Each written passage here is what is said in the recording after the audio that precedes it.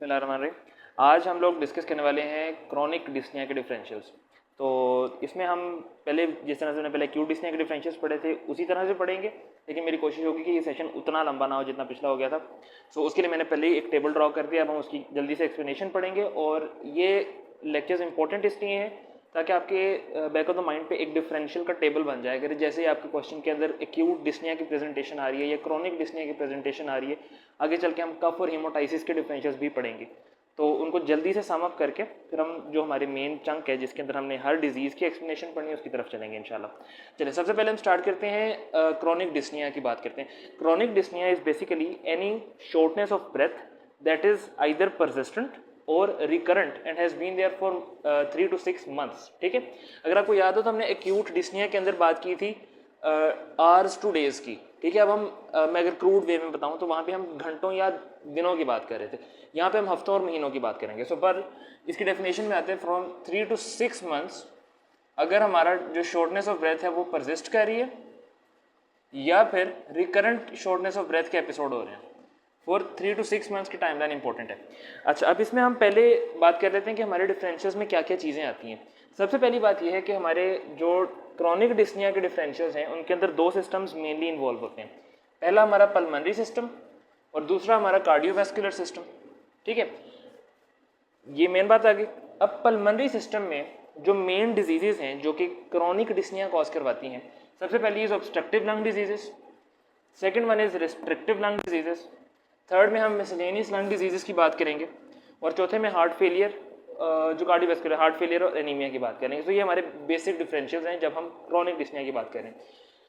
अब हम एक एक एक्सप्लेनेशन की तरफ जाते हैं। सबसे पहले अगर हम ऑब्स्ट्रक्टिव लंग डिजीजेस की बात कर लें, सो इन ऑब्स्ट्रक्टिव लंग डिजीजेस हमारे पास दो तरह की डिजीजेज आती हैं। एक होती है एस्थमा और होती है सीओपीडी। सीओपीडी को हम फर्दर सब डिवाइड कर सकते हैं in chronic bronchitis, emphysema and chronic bronchiectasis. ठीक है, ये बहुत रेयर डिजीज है बट इसके बारे में भी हम पढ़ेंगे बिकॉज इसकी एक डिजीज एसोसिएशन है जो बहुत इंपॉर्टेंट है। चलें एस्थमा से स्टार्ट करते हैं। अब एस्थमा में हिस्ट्री पे हमें क्या मिलता है? There is history of atopy. Atopy का मतलब है कि पेशेंट के अंदर अदर एटोपिक कंडीशंस भी होंगी, अदर एलर्जी कंडीशंस होती हैं, जैसे एलर्जिक राइनाइटिस हो सकता है या फिर पेशेंट के अंदर कह लें एक्जिमा हो सकता है, ये हमें मिलेगा। और एग्जाम के ऊपर आपको पता है कि हमें चेस्ट के अंदर वीज मिलती है। सिम्टम्स की अगर हम बात करें तो पेशेंट की जो मेन कंप्लेन होती है that is shortness of breath. ठीक है, दूसरी कंप्लेन के अंदर हमारा पास जो पेशेंट आएगा वो कफ के साथ आता है, लेकिन यहाँ पे बहुत इंपॉर्टेंट बात यह है कि ये कफ ड्राई कफ होती है। ठीक है, पेशेंट को स्प्यूटम प्रोडक्शन नहीं होती बिकॉज जब हम सीओपीडी पढ़ेंगे इसकी जो मेन कंप्लेन होती है वो प्रोडक्टिव कफ होती है। इवन क्रॉनिक ब्रोंकिएक्टिस में copious amount of cough of sputum आती है जिसको हम कप फुल ऑफ स्प्यूटम बोलते हैं। चले पीएफटी फाइंडिंग्स, जितनी भी ऑब्स्ट्रक्टिव लंग डिजीजेज हैं इसके बारे में हम बहुत दफ़ा बात कर चुके हैं। पीएफटी फाइंडिंग्स के अंदर आपको पता है कि जो रेजिडुअल वॉल्यूम है जो आपका रेजिडुअल वॉल्यूम और टोटल लंग कैपेसिटी है टीएलसीबी और आपका रेजिडुअल वॉल्यूम भी इंक्रीज करते हैं। एंड कितना इंक्रीज करते हैं? That is by more than 120% of expected. मतलब जितना हम एक्सपेक्ट करते हैं उससे 120% ज़्यादा रेज कर जाती है वैल्यू टीएलसी की भी और रेजिडुअल वॉल्यूम की। फ्लो वॉल्यूम लूप कैसा होता है? फ्लो वॉल्यूम लूप हमारे पास टिपिकल स्कूप्ड अपीयरेंस शो करेगा। ठीक है, अगर मैं यहाँ पे छोटा सा बनाऊँ तो हमें इस तरह की पिक्चर मिलती है। इंस्पिरेटरी पैटर्न नॉर्मल, एक्सपिरेशन और एक्सपिरेशन में इस तरह का स्कूप आ जाता है। ठीक है, डीएलसीए को क्या फर्क पड़ेगा? ये थोड़ी सी इंपॉर्टेंट बात है बिकॉज इसकी पिक्चर वेरिएबल आती है। अगर मैं बात करूँ एस्थमा तो डीएलसीओ होगा नॉर्मल। ठीक है, कई दफ़ा रेज्ड भी हो सकता है लेकिन वो इतना सिग्निफिकेंट नहीं है, आमतौर पे नॉर्मल होता है। अगर मैं बात करूँ सीओपीडीज की तो अगर क्रॉनिक ब्रोंकाइटिस की बात करें अगेन नॉर्मल। ठीक है, एम्फिसीमा में लो हो जाता है क्योंकि एम्फिसीमा में मेन प्रॉब्लम ये है कि आपका जो रेस्पिरेटरी मेम्ब्रेन है वो डैमेज हो जाता है। And when there is a damage to the respiratory membrane तो आपका डीएलसीओ डिक्रीज कर जाएगा। उसके बाद हम बात करते हैं क्रॉनिक ब्रोंकाइटिस, क्रॉनिक ब्रोंकिएक्टिसिस की, तो इसके अंदर भी आपका डीएलसीओ तकरीबन नॉर्मल रहता है। ठीक है, because respiratory membrane directly affect नहीं हो रही होती, आपके जो ब्रोंक्यूल्स होते हैं वो डायलेट हो जाते हैं। अच्छा, उसके बाद FEV1 और FVC की ratio in like all obstructive diseases सब में सेम रहती है।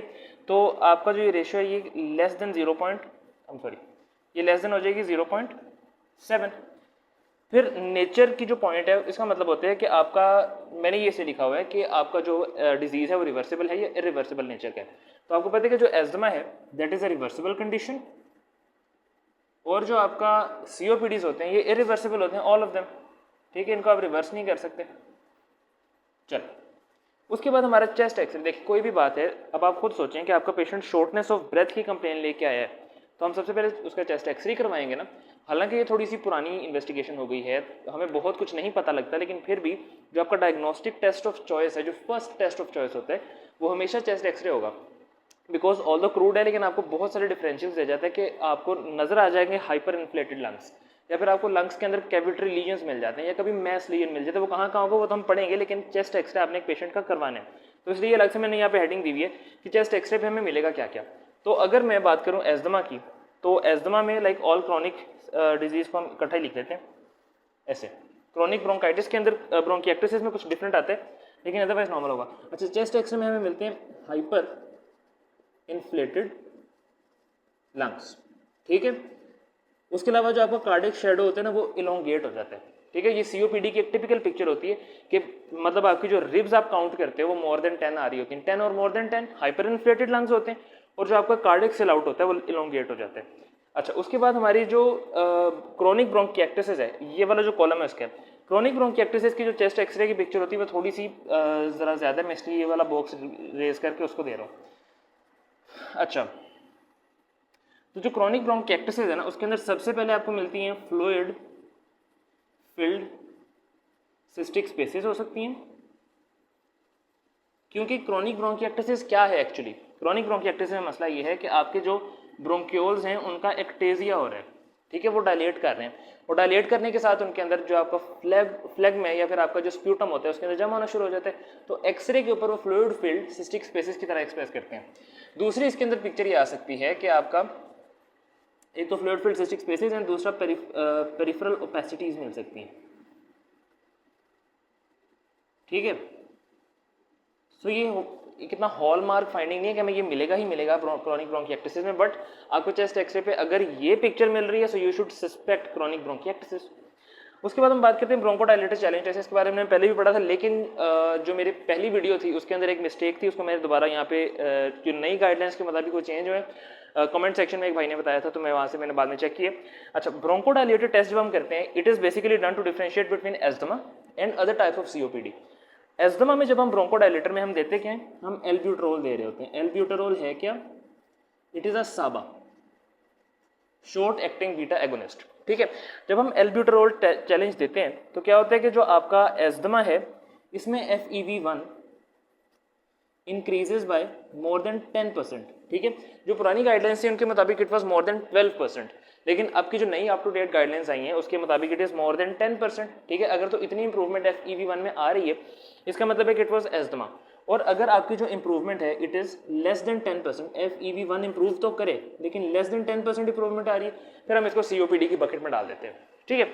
उसके बाद स्पेसिफिक टेस्ट, अब देखें कुछ हर डिजीज, ये जो हेडिंग्स हैं ये सारी डिजीजेस पे अप्लाई नहीं होंगे, ठीक है। मेरी कोशिश ये थी कि मैं एक ही टेबल में सब डिजीजेस कवर कर दूँ, ठीक है। तो जहाँ जहाँ पे फिर ये वाली हेडिंग्स वहाँ पे अप्लाई नहीं होंगी वहाँ मैं बता दूंगा।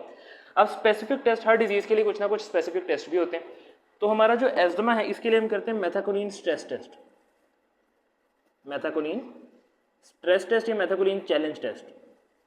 ये जो मैथाकोलिन स्ट्रेस टेस्ट होता है इसके अंदर होगा ये कि जो आपका FEV1 है दैट विल डिक्रीज बाय 20%, ठीक है। इन एस्थमा होता ये है कि अगर एक पेशेंट एस्थमेटिक है, आपके पास शॉर्टनेस ऑफ ब्रेथ की कंप्लेन के साथ है, लेकिन उसकी पुरानी कोई हिस्ट्री पता ही नहीं है आपको नहीं पता कि वो एस्थमेटिक नॉन केस है, या फिर उसके अंदर एस्थमा का कोई पुराना सिम्टम नहीं है, या फिर उसकी जो आपकी पिक्चर है वो ऑब्स्ट्रक्टिव नहीं है, तो फिर हम उसके अंदर एस्थमा को डायग्नोज करने के लिए हम मैथाकोलिन चैलेंज टेस्ट देते हैं। And when we do that तो FEV1 decreases by more than 20%, that is our diagnostic test of choice for asthma, ठीक है। COPD के लिए हमारा जो डायग्नोस्टिक टेस्ट है वो हमने पिछले लेक्चर में पढ़ा था, ABGs होते हैं, ठीक है। हम ABGs ही करवा सकते हैं, लेकिन ये भी कोई स्पेशल टेस्ट नहीं है। इनके अंदर बेसिकली हो ये रहा होगा कि जब हम COPDs होते हैं तो उसके अंदर आपका कार्बन डाइऑक्साइड की रिटेंशन होती है और जो pH होती है वो आपकी लेस होगी, so that is respiratory acidosis. But otherwise हमारा चेस्ट एक्सरे जो वो हमें डायग्नोसिस की तरफ लेके जाते हैं, बाकी हम स्पायरोमेट्रिक फाइंडिंग्स करते हैं। चलिए उसके बाद हम चलते हैं आगे, जो नेक्स्ट है हमारा अच्छा, ये दो चीज़ें मैंने यहाँ पे स्पेशली हाईलाइट की थी क्योंकि इनकी कुछ हिस्ट्री हमारे पास डिफरेंट थी। अच्छा, हमने यहाँ पे हिस्ट्री में इनकी हिस्ट्री मिस कर दी। हिस्ट्री में एक पॉइंट बहुत इंपॉर्टेंट है कि आपका जो COPD का पेशेंट होगा वो होता कैसे। एक पेशेंट होगा स्मोकर, ठीक है, मेल होगा और एजड होगा, और ये स्मोकर कैसा होगा कि 40 पैक ईयर स्मोकिंग हिस्ट्री होगी उसकी या इससे भी ज़्यादा, यानी कि 40 पैक्स 40 पैक्स अ डे, नहीं 40 पैक मतलब 40 पैक ईयर होगा, मुझे पैक ईयर की हिस्ट्री देखनी पड़ेगी, बट 40 पैक ईयर की स्मोकिंग हिस्ट्री अगर एक पेशेंट की है और साथ वो मेल है और एजड है, मोर देन 50 उसकी एज है, तो ये हमारा एक क्लासिकल पेशेंट होता है फॉर COPD। ठीक है। अच्छा, उसके बाद हमारे जो इसके सिम्टम्स होते हैं वो मैं इकट्ठे लिख देता हूँ। इनके सिम्टम बेसिकली हमारे पास आते हैं कफ,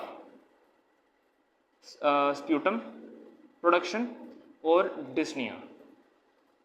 लेकिन जो हमारा क्रोनिक ब्रोंकिएक्टिसिस है इसके लिए स्पेशल ये होता है कि इसके अंदर आपका जो है ना copious amount of sputum production होती है। ये तीनों तो होती हैं, लेकिन जो स्प्यूटम प्रोडक्शन है दैट इज कोपियस होती है, कोपियस अमाउंट ऑफ स्प्यूटम। ठीक है।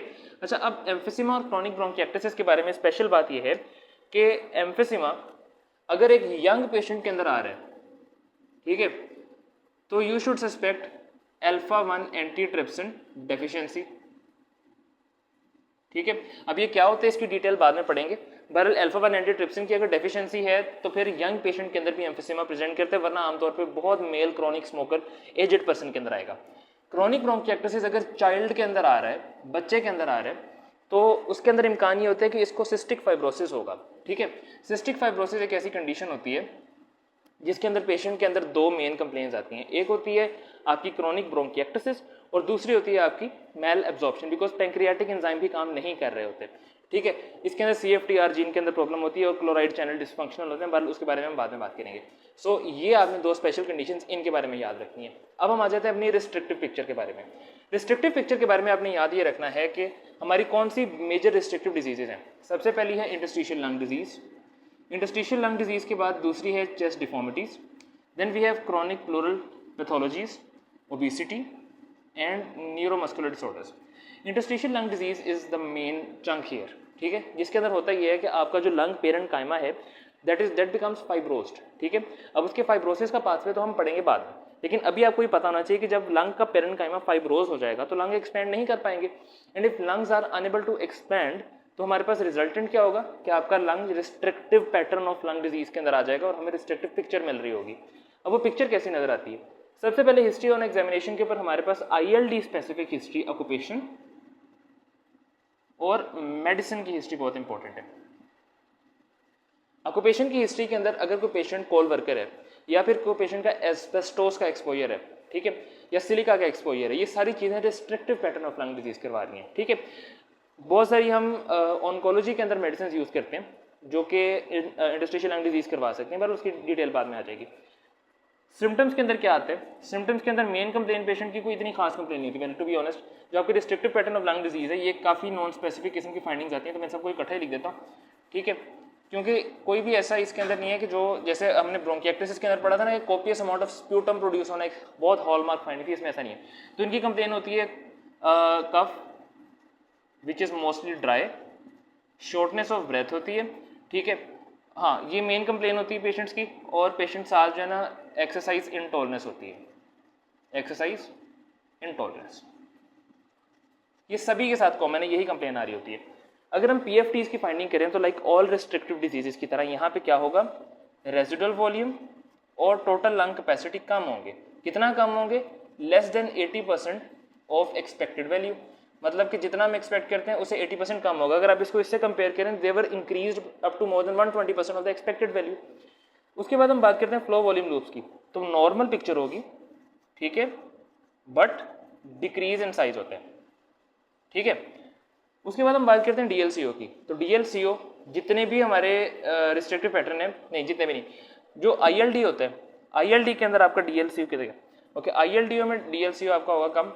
ठीक है। बिकॉज आपका लंग का जब हम पेरेंट कायमा डैमेज कर रहे हैं तो रेस्पिरेटरी मेम्ब्रेन भी डैमेज होती है, उसकी वजह से डिफ्यूजन कैपेबिलिटी कम होगी। जो चेस्ट वॉल डिफॉर्मिटीज़ हैं इसके अंदर नॉर्मल होगा। Same is true for pleural pathologies, obesity and neuromuscular disorders. But अगर किसी को मॉर्बिड ओबेसिटी है so that can lead to an increase in DLCO। वो मैं यहाँ मेंशन नहीं कर रहा हूँ क्योंकि वो इतनी सिग्निफिकेंट फाइंडिंग नहीं है। हमने बहुत पहले वाला जो फ्लोशीट बनाया था उसके अंदर मेंशन किया था जब हम DLCO को स्पेसिफिकली पढ़ रहे थे। तो आपने याद रखना कि अगर किसी को बहुत क्रॉनिक मॉर्बिड ओबेसिटी होगी उसके अंदर DLCO इंक्रीज कर सकता है। ठीक है। उसके बाद हम बात करते हैं कि आपका FEV1 और FVC की रेशो को क्या फ़र्क पड़ेगा। तो आपको पता है कि रिस्ट्रिक्टिव पैटर्न के अंदर इनकी जो रेशो होती है that is more than 0.8, more than equal to 0.8, या तो नॉर्मल होती है या नॉर्मल से थोड़ी ज़्यादा ही होती है रिस्ट्रिक्टिव पिक्चर में, ठीक है। उसके बाद हम बात करते हैं नेचर, वो यहाँ पे ये पॉइंट एप्लीकेबल नहीं है। चेस्ट एक्सरे की बात कर लें तो ILD के अंदर आपको जो पिक्चर मिलती है दैट इज रेटिक्यूलो नोडुलर पैटर्न। अच्छा, वैसे रेटिकुलर नोडुलर पैटर्न का कुछ मतलब नहीं होता, ये एक रेडियोलॉजी की जार्गन है, ठीक है, जिसके अंदर अगर आपको चेस्ट एक्सरे के अंदर बहुत ज़्यादा हेजीनेस नजर आ रही है, ठीक है, या एक नेट लाइक पैटर्न नजर आ रहा है, मतलब एक जाला सा नजर आ रहा है, तो उसको हम रेटिकुलो नोडुलर पैटर्न कह देते हैं, ठीक है। But it is very classical finding, जो कि को बहुत बड़ा रेडियोलॉजिस्ट ढूंढ ले, वरना अगर मैं या कोई और रेजिडेंट फिजिशियन आपको बता रहे हैं कि रेटिकुलर नोडुलर पैटर्न है, इसका मतलब है कि वो कह रहे हैं कि चेस्ट एक्सरे में कुछ तो है, ठीक है। उसके बाद हम बात करेंगे कि चेस्ट एक्सरे की फाइंडिंग चेस्ट वॉल डिफॉर्मिटीज़ के अंदर। अच्छा, उसको बाद में पढ़ते हैं, अभी हम ILD स्पेसिफिक पढ़ें। ब्रोंकोडायलेटेड टेस्ट यहाँ पे अप्लाई नहीं होता। स्पेसिफिक टेस्ट अगर हम ILD के लिए करें तो हमने वहाँ पे HRCT करवाना होता है, बिकॉज अगर आपको ये रेटिकुलो नोडुलर किस्म का पैटर्न मिल गया तो इसका मतलब है आपको ये तो पता लग गया कि कुछ मसला है, जो कि और आपको ये बहुत क्लियरली पता लग जाता है कि ये एक रिस्ट्रिक्टिव पैटर्न ऑफ डिजीज़ है, ठीक है। लेकिन फिर कौन सा है उसको आइडेंटिफाई करने के लिए हम HRCT करवाते हैं, और HRCT पे आपको हनी कॉम्ब अपीयरेंस मिलता है, that is very specific to interstitial lung disease. अच्छा, उसके बाद हम बात करते हैं चेस्ट वॉल डिफॉर्मिटीज़ की। अच्छा, यहाँ पे एक हिस्ट्री बहुत इंपॉर्टेंट है। हिस्ट्री का एक छोटा सा पॉइंट यहाँ पे देखिएगा कि कई दफ़ा चेस्ट वॉल डिफॉर्मिटी बहुत ऑब्वियस होती है। आपको चेस्ट वॉल डिफॉर्मिटी में क्या क्या आता है, काइफोस्कोलियोसिस होता है, एनकाइलोजिंग स्पॉन्डिलाइटिस होता है। अब आपको बहुत क्लियरली कई पेशेंट्स में नजर आ जाता है, वो चलते हुए आपके पास आ रहे हैं, आपको नजर आ रहा है कि इसकी तो काइफोस्कोलियोसिस है, बड़ा सीवियर है, ठीक है। इस पेशेंट को आप उसको एग्जामिन करने लगते हो तो आपको लगता है उसकी रिब्स एक्सपैंड ही नहीं कर रही, यू नो। एनकाइलोजिंग स्पॉन्डिलाइटिस में आपकी रिब्स जो होती हैं, आपका वर्टिब्रल कॉलम जब स्टेनोज हो जाता है, फिक्स हो जाता है, तो उसकी जो एक पिक्चर है वो बहुत क्लासिकल आती है। बट अगर एक पेशेंट को न्यूली डायग्नोस्ड केस, अभी वो पता ही नहीं है कि उसको ऐसा कुछ है, मतलब न्यूली नहीं अनडायग्नोस्ड केस है, तो उसके अंदर आपका एक्सरे बहुत इंपॉर्टेंट होता है। होगा ये कि आपके चेस्ट वॉल डिफॉर्मिटी का पेशेंट एक यंग पेशेंट होगा with low back pain, low back pain and complain होगी शॉर्टनेस ऑफ ब्रेथ। अगर ये पिक्चर आपके पास आ रही है कि बहुत यंग सा बच्चा है, ठीक है, साथ उसको शॉर्टनेस ऑफ ब्रेथ है और उसके कमर के अंदर दर्द भी रहता है, तो आपको सस्पेक्ट करना चाहिए कि शायद उसको चेस्ट वॉल की कोई डिफॉर्मिटी हो, ठीक है। सस्पेक्ट करने में कुछ नहीं जाता, आपका सस्पेक्ट करके आप एक्सरे करवा लें, नॉर्मल आता है, बहुत अच्छी बात है। लेकिन अगर उसको हुआ तो उसकी एक्सरे के ऊपर आपको स्पाइनल डिफॉर्मिटी नजर आ जाएगी। ये वाले कॉलम हमारे फिल हो चुके हैं। चेस्ट एक्सरे के ऊपर अगर आपको कुछ मिला तो स्पाइन डिफॉर्मिटी मिल जाएगी, स्पाइन डिफॉर्मिटी। उसके बाद हम बात करते हैं कि ब्रोंकोडायलेटेड टेस्ट इसमें हम नहीं करवाते, specific test again chest X-ray ही है हमारा, ठीक है। उसके बाद chronic pleural pathologies. Chronic pleural pathologies का मतलब ये है कि देखें, अभी हमने जब इंटरस्टिशियल लंग डिजीज़ की बात की थी तो हमने कहा था कि लंग का पेरेन्काइमा ही ख़राब है। उसके बाद जब हमने चेस्ट वॉल डिफॉर्मिटी की बात की तो हमने कहा कि जो चेस्ट की वॉल है, यानी कि जो रिब्स हैं और वर्टिब्रल कॉलम है, वो लंग्स को एक्सपेंड नहीं करने दे रहे। थर्ड में हम बात कर रहे हैं कि लंग्स के इर्द गिर्द जो मेम्ब्रेन है वो उसको एक्सपेंड नहीं करने दे रहा, ठीक है। बेसिकली रिस्ट्रिक्टिव पैटर्न में कोई ना कोई ऐसी रीज़न होती है जिसकी वजह से लंग प्रॉपर्ली इन्फ्लेट नहीं कर पा रहे। अच्छा, अब जो क्रॉनिक प्लूरल पैथोलॉजीज है, इसमें एम्फिसीमा हो सकता है, प्लूरल इफ्यूजन्स हो सकती हैं, या फिर कोई और जो जैसे मीजोथेलियोमास होते हैं। दीज आर द प्रॉब्लम जो कि आपको प्लूरल पैथोलॉजीज हैं और वो क्रॉनिक चल रही हैं, उसकी वजह से डिस्निया भी क्रॉनिक हो सकता है, ठीक है। तो हिस्ट्री एग्जाम के ऊपर आपको मतलब ये अनआइडेंटिफाइड सी हैं, इसको मैं यहाँ पे नहीं छोड़ रहा हूँ। इसका अनआइडेंटिफाइड का मतलब ये होता है कि डिपेंडिंग अपॉन की पैथोलॉजी क्या है आपको उसकी फाइंडिंग मिल रही होती है। Symptoms again cough, shortness of breath, exercise intolerance, fatigue, ये कंप्लेंट्स आ रही होती हैं। PFT findings typical of restrictive picture. Again आपका जो फ्लो वॉल्यूम लूप है वो रिस्ट्रिक्टिव होता है। इसको रिस्ट्रिक्टिव में मिलता है ऐसे कि एक नॉर्मल अगर मैं बनाऊँ इस तरह का फ्लो वॉल्यूम लूप, तो इसके अंदर एक छोटा सा फ्लो वॉल्यूम लूप उसी तरह का बन जाएगा, नहीं थोड़ा ये ठीक है, smaller in size but normal in shape. उसके बाद DLCO की बात करें तो DLCO इन सारी कंडीशंस के अंदर नॉर्मल रहता है, ओबेसिटी के अंदर इंक्रीज कर सकता है। FEV1 FVC रेशो नॉर्मल होगी या 0.8 से थोड़ी सी ज़्यादा हो सकती है। जो क्रॉनिक प्लूरल पैथोलॉजी है इसके अंदर भी आपका जो टेस्ट ऑफ चॉइस होता है वो चेस्ट एक्सरे होता है, ठीक है। जब चेस्ट एक्सरे करवाते हैं so that is not very diagnostic, but आपको डायग्नोसिस की तरफ लेके जा सकते हैं, बिकॉज अगर प्लूरल इफ्यूजन होगी बहुत क्लियरली चेस्ट एक्सरे पे आती है। अगर आपके पास मीजोथेलियोमा होगा तो आपको प्लूरल मेम्ब्रेन रेज्ड नजर आएगी वहाँ पे, ठीक है। पेरिफेरल आपको स्ट्रक्चर्स की डिफॉर्मिटी नजर आ जाती है, देन उसको रिफाइन करने के लिए हम HRCT करवा लेंगे।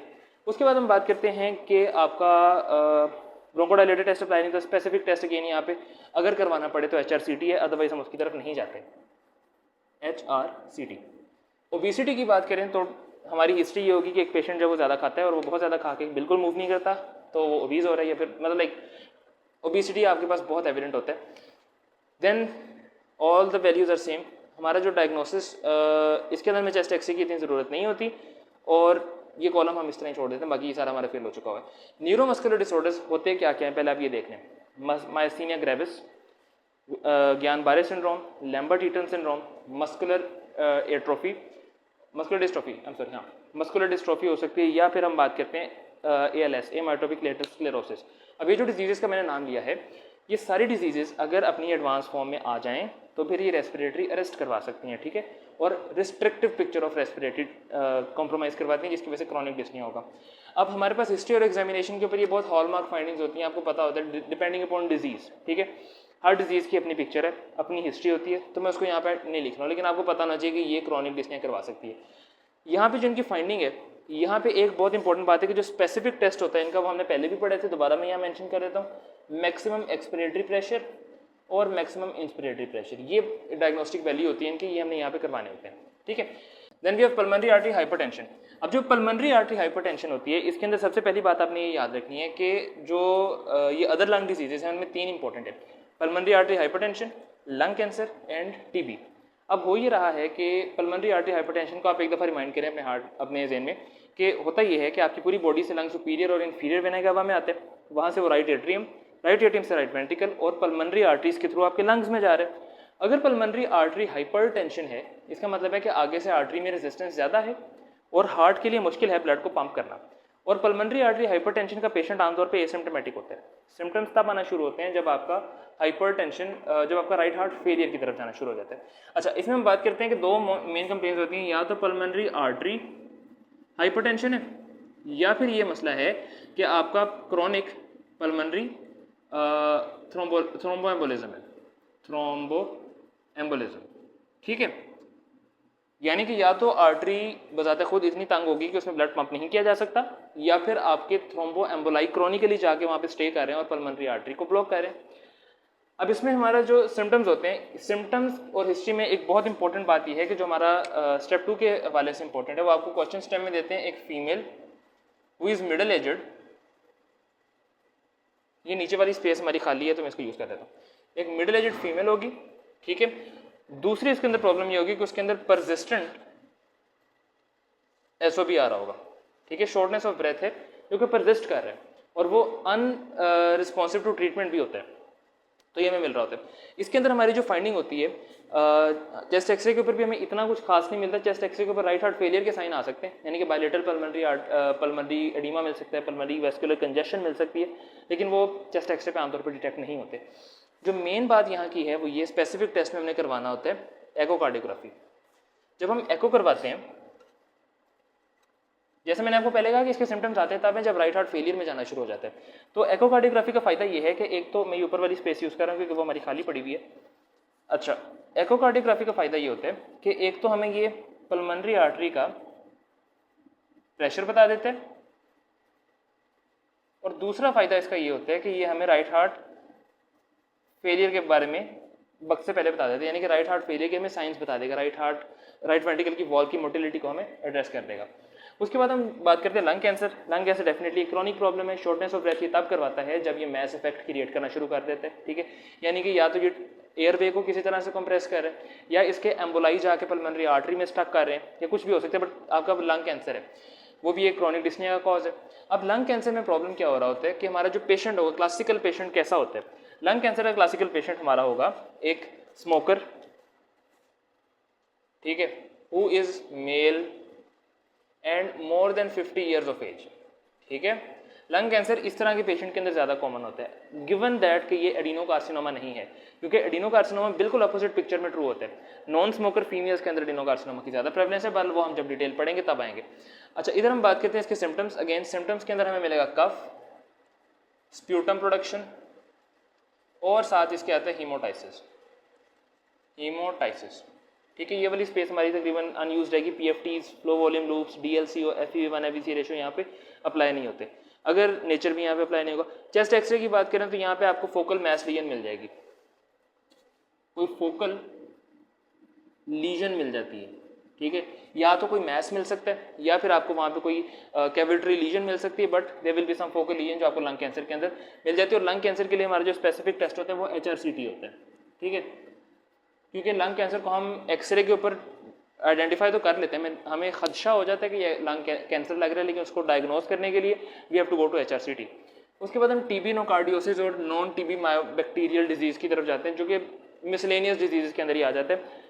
इनकी मेन कंप्लेंट डिस्निया नहीं होती, ठीक है, लेकिन क्योंकि हम क्रॉनिक डिस्निया के डिफरेंशियल्स पढ़ रहे हैं, सो वाई नॉट ये भी पढ़ लेते हैं। अब इनका मसला ये होगा कि पेशेंट की जो हिस्ट्री है वो नॉन स्पेसिफिक, यानी कि हर डिजीज़ की अपनी हिस्ट्री है, ठीक है, टीबी की अपनी होगी, नोकार्डियोसिस की अपनी होती है, बट बेसिकली एक इमेसिएटेड पेशेंट, वेट लॉस की हिस्ट्री, कफ है, हेमोटाइसिस आ रहा है, लंग कैंसर जैसी पिक्चर लगती है, स्मोकिंग की हिस्ट्री नहीं होगी। बट यहाँ कंफ्यूज नहीं होना, बाद में बताने ये चाह रहा हूँ कि इनकी अपनी अपनी डिजीज़ स्पेसिफिक हिस्ट्री होगी। इसके अंदर जो मेन बात है, सिम्टम्स भी हर डिजीज़ के अपने अपने, PFT findings, DLCO, FE1, FEC कुछ भी नहीं होगा। अच्छा, इनके अंदर हमारा जो डायग्नोस्टिक टेस्ट ऑफ चॉइस होता है वो चेस्ट एक्सरे के ऊपर हमें क्या मिलती हैं, कैविट्री लीजन्स मिलती हैं, कैविट्री लीजन्स, ठीक है। और फिर हम उसको लोब स्पेसिफिक डेफिनेशन दे देते हैं कि अगर अपर लोब्स में है तो वो टीबी की तरफ सस्पेक्टेड होता है या व्हाट्सएवर, बट वो हमारी कैविट्री लीजन्स हमें इसके अंदर मिल जाएंगी। अच्छा, उसके बाद हमारा बिल्कुल लास्ट पॉइंट रहेगा कार्डियोवैस्कुलर डिजीज। अब कार्डियोवैस्कुलर डिजीज में अगर किसी पेशेंट को हार्ट फेलियर है, that heart failure can also present as chronic dyspnoea. अब हार्ट फेलियर में सबसे पहले हमारा जो पेशेंट की हिस्ट्री आएगी वो क्या आएगी, मतलब पेशेंट का जो साइंस एंड सिम्टम्स आते हैं उसके अंदर पेशेंट को की प्रेजेंटेशन होती है, patient cough, shortness of breath के साथ प्रेजेंट करते हैं, ठीक है। उसके अलावा पेशेंट के अंदर हमें जब हम उसकी एग्जामिनेशन करेंगे तो भी हमें स्पेसिफिक फाइंडिंग्स मिलती हैं, जिसमें हमारे बायलेटरल क्रैकल्स मिलेंगे। इसको बायलेटरल की बजाय बायबेजिलर क्रैकल्स लिखें, बायबेजिलर क्रैकल्स होंगे। बायबेजिलर क्रैकल्स के साथ दूसरी जो चीज़ हमें मिलती है वो हमारा JVP एलिवेटेड होता है और हिपैटोजुगुलर रिफ्लक्स पॉजिटिव होता है, पर वो ज़रा लेट आता है, तो हम इसको यहाँ पे JVP एलिवेशन के साथ बायबेजिलर क्रैकल्स की बात कर लेते हैं। अच्छा, उसके बाद हमारा यहाँ पे जो PFT फाइंडिंग्स हैं या फ्लो वॉल्यूम लूप्स हैं, DLCO, ये हमारी यहाँ पे अप्लाई नहीं होती। चेस्ट एक्सरे के ऊपर हमें क्या मिलेगा, फिर मैं यहाँ लिख देता हूँ। चेस्ट एक्सरे के ऊपर आपको बायलेटरल पल्मोनरी एडीमा मिल सकता है, vascular congestion, pulmonary vascular congestion जिसको हम बोलते हैं, ये मिल सकता है, ठीक है। और आपको हाँ, मतलब बेसिकली ये दो चीज़ें यहाँ मिलती हैं। उसके बाद हमारा जो डायग्नोस्टिक टेस्ट ऑफ चॉइस होता है वो अगेन यहाँ पे एकोकार्डियोग्राफी है और चेस्ट एक्सरे, ठीक है। और ये एक्सरे की फाइंडिंग्स हैं। क्रॉनिक एनीमिया हमारा लास्ट डिफरेंशियल यहाँ पे कुछ रहता नहीं, यहाँ पे एक और चीज़ है जो एको, इसके अंदर हमारा जो BNP है ना, ये हमारा डायग्नोस्टिक टेस्ट ऑफ चॉइस होता है। ब्रेन नाइट्रेटिक पेप्टाइड अगर मोर देन 400 पिकोग्राम पर ml है तो ये डायग्नोसिस होता है ऑफ हार्ट फेलियर, ठीक है। अच्छा, उसके बाद हमारा क्रॉनिक एनीमिया की बात करें तो इसके अंदर कुछ भी नहीं है, सिर्फ हमने एक डायग्नोसिस टेस्ट के बारे में बात करनी है कि जो आपका डायग्नोस्टिक टेस्ट ऑफ चॉइस है वो है CBC, ठीक है। क्योंकि हो ये रहा है कि अगर किसी पेशेंट को क्रॉनिक एनीमिया है तो क्रॉनिकली हीमोग्लोबिन की ऑक्सीजन कैरिंग कैपेसिटी कम है, क्योंकि हीमोग्लोबिन ही कम है, ठीक है। तो chronically patient can not take up oxygen, तो फिर वो क्रॉनिक डिस्निया के साइंस के तौर पे प्रेजेंट कर रहा होता है, ठीक है। तो ये हमारा CBC होता है and that is all about our differentials of the chronic dyspnoea. Thank you so much.